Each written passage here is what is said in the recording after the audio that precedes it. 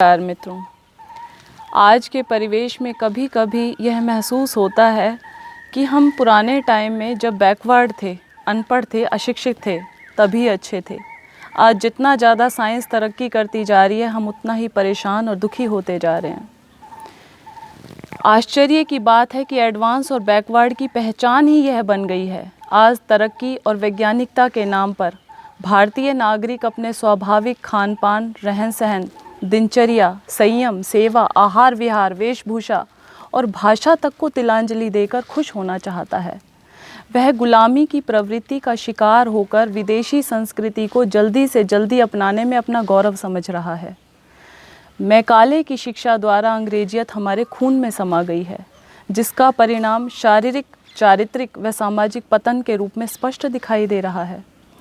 सर्वेक्षण करके देखें तो अनुभव से पाया गया कि सरकारी व निजी विद्यालयों में विद्यार्थियों का 90% धन और समय केवल अंग्रेजी की पढ़ाई में खर्च होता है, किंतु परीक्षा परिणाम देखने पर पता लगता है कि 90% विद्यार्थी अंग्रेजी में ही फेल होते हैं, जिसके कारण युवक आगे पढ़ने में असमर्थ हो जाते हैं।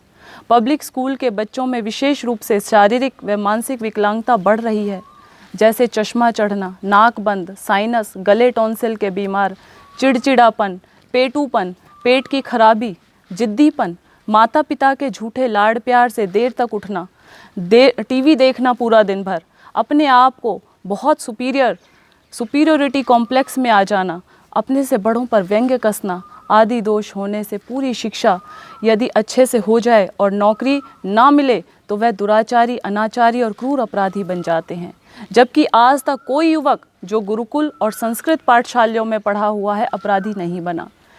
ऐसे तरक्की वाले मॉडल जो आज एडवांस और फॉरवर्ड के नाम से बोला जाता है, माफ़ कीजिएगा, मैंने ये डेफिनेशन दी है एडवांस और फॉरवर्ड की जो आज के टाइम में सत्य है। बैठकर पेशाब करने वाला बैकवर्ड और खड़े खड़े दीवार पर पेशाब करने वाला एडवांस। बैठकर नीचे धरती पर पालती मार करके भोजन करने वाला बैकवर्ड। जूतों सहित खड़े खड़े चरने वाला एडवांस। नीचे से अपान वायु पाद निकालने वाला बैकवर्ड और ऊपर से बुरी भयानक डकार मारने वाला एडवांस। तखत पर बिना तकिया बिछौने के भी गाढ़ी नींद सोने वाला बैकवर्ड। सुंदर बेड पर फोम के गद्दों में एसी की हवा में भी अनिद्रा तनाव का शिकार, गोली खाकर करवट बदलने वाला एडवांस। और सादा भोजन, देशी वेशभूषा, सदा स्वस्थ, हट्टा कट्ठा, स्वस्थ शरीर वाला, सहज भाषा में खरी खरी बात करने वाला बैकवर्ड। सिंथेटिक और प्लास्टिक जैसे वस्त्रों में लिपटा हुआ, बहुत तंग या बहुत ढीले, अर्धनग्न दिखने वाली पोशाक पहनकर हर समय जूते जुराबों में घोड़े की तरह कसा हुआ दुष्चरित्र तथाकथित युवक और युवती।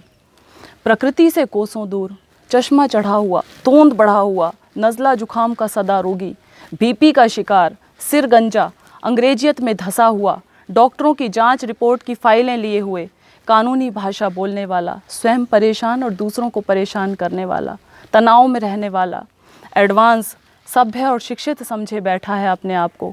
आज़ादी की मातृभाषा बोलने वाला बैकवर्ड और गुलामी की अंग्रेजी भाषा बोलने वाले को हम एडवांस मानते हैं। इन उदाहरणों की वास्तविकता को देखकर मैं भगवान से यही प्रार्थना करूंगी कि ऐसी तरक्की से तो हम बैकवर्ड ही अच्छे हैं। क्या मिला हमें ऐसी फूहड़ शिक्षा से, ऐसी तनाव देने वाली सभ्यता से और परेशान करने वाले शिष्टाचार से? किंतु एक तथ्य यह भी है कि आवश्यकता ही आविष्कार की जननी है। जब मनुष्य की संख्या अधिक होने पर ज़्यादा सुविधा का इच्छुक बनकर अपनी इच्छाओं का दास हो अनुचित मार्ग से संग्रह का रास्ता अपनाया, अति संग्रह के परिणाम स्वरूप सामाजिक संतुलन और अभाव बढ़ गया। फिर एक दूसरे की आपस में प्रतिस्पर्धा और ईर्ष्या द्वेष बढ़ गए। बस यह चक्र आज का व्यक्ति पूरे समाज, राष्ट्र और अंतर्राष्ट्रीय स्तर पर फैल गया, जो विकराल रूप धारण कर रहा है। एक व्यक्ति दूसरे का शोषक बन रहा है, आदमी को आदमी खा रहा है। एक राष्ट्र दूसरे राष्ट्र को समाप्त कर सारी सुविधा संपत्ति अपने पास समेट लेना चाहता है। और यह तथ्यपूर्ण सत्य है। भस्मासुर की भांति हिंसा और संग्रह की प्रवृत्ति स्वयं शोषक और हिंसक को ही खा जाती है। आज के मानव का यह नारा ही मुझे चालाकी और धृष्टतापूर्ण लगता है, जो हर जगह लिखा होता है, लिव एंड लेट लिव, अर्थात जियो और जीने दो, इसके भेदपूर्ण अर्थ हैं। सीधे शब्दों में पहले अपने पास जीने खाने के साधन खूब इकट्ठा करो और मनमाना खाओ पियो, और जब उल्टी वमन होने लगे तो बचा खुचा जूठन गरीबों शोषितों में बांट दो, और फिर फ़ोटो खिंचवा करके डाल दिया जाता है अखबारों के अंदर। उन पर एहसान कर लो एक कवि के शब्दों में, बांटता है कंबल चमड़ी लोगों की उतार के, हज को चली है बिल्ली 900 चूहे मार के। जबकि हमारी प्राचीन वैदिक संस्कृति इसके बिल्कुल विपरीत सबको एक साथ सुखी बनाने की घोषणा करती है। तेन त्यक्तेन भुंजिता माँ गृधय कस्य स्विद्धनम, हे मानव तू त्याग पूर्वक भोग कर। इसका अर्थ है पहले बांटो, खूब बांटो, और उसके बाद जो थोड़ा बहुत बच जाए वह प्रसाद के रूप में भोगो। कितना विशाल आदर्श और जीवन का, जिसमें अभाव, तनाव और असंतुलन की गुंजाइश ही नहीं रही। इस प्रकार अपने जीवन को सदा शांत, सुखी और प्रसन्न रखते हुए शतायु 100 वर्ष जीने की शिक्षा दी जाती है।